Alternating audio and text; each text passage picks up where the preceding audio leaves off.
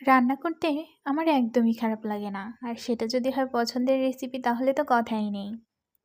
আমার মতো শুটকি প্রিয় কে আছেন কমেন্ট করে জানাবেন। শুটকির মধ্যে লইটা শুটকির স্বাদ যেন একটা অমৃত। আজকে আমি লইট্টা শুটকি রান্না করেছি।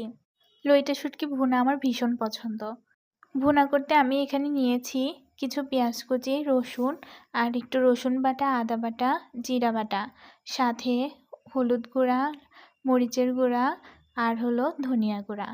তো এই মশলাটা আমি ভালোভাবে কষিয়ে ভালো করে পরিষ্কার করে রাখা লইট্টা মাছগুলো দিয়ে দিলাম। দিয়ে কিছুক্ষণ নেড়েচেড়ে একটু লবণ দিয়ে দিলাম।